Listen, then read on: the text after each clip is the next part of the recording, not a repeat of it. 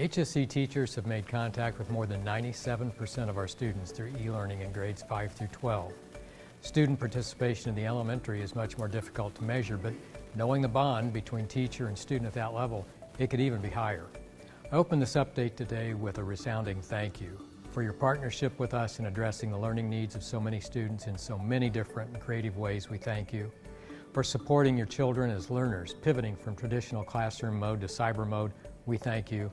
And for your patience as we make our way through the crisis, we thank you. But I ask you now, even for more patience. Many familiar features of a typical end of school year will be altered and many still remain unclear.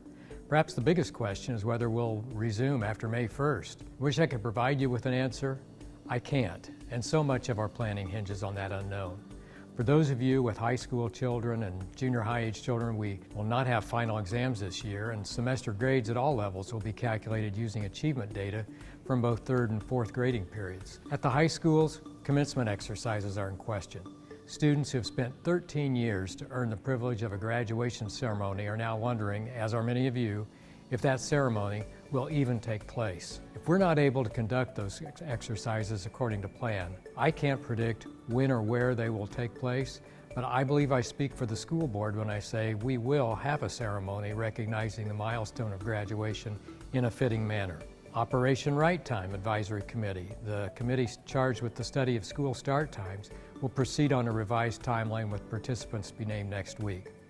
Anticipate that we will still meet a deadline for recommendation to the school board in October. The sobering reality of the COVID crisis is that our revenue is dependent on income, property, and sales tax receipts. It's unknown what impact closures and the unemployment will have on our local and state economy, and the DOE assured us as recent as today that budget reductions are not anticipated for this year. We have to look beyond. To prepare for potential impact, we will be convening a committee that previously studied and proposed areas for budget reductions. As we're trying to regroup and plan for the end of the year and beyond, some routines continue. We have new enrollees who are awaiting admittance. We welcome our new students and are scheduling them with their new teachers despite the e-learning environment. Some of our students will continue to need food supplements, and we're planning distributions again after spring break to targeted recipients. Case conferences must be conducted, and we will be working with parents to reschedule those conferences, perhaps on days other than e-learning days. We continue to move forward on the construction of an elementary building in Wayne Township to replace Durban Elementary for programming.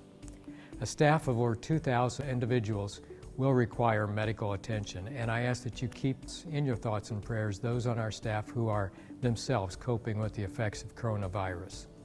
I'm proud of our students and teachers. Quite honestly, I'm proud of so many of you.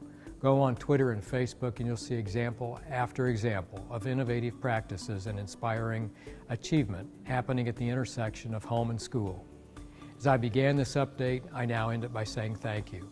Thank you for the honor of allowing us to work with your children. We miss them and look forward to when they return and we are able to interact with them on a daily basis.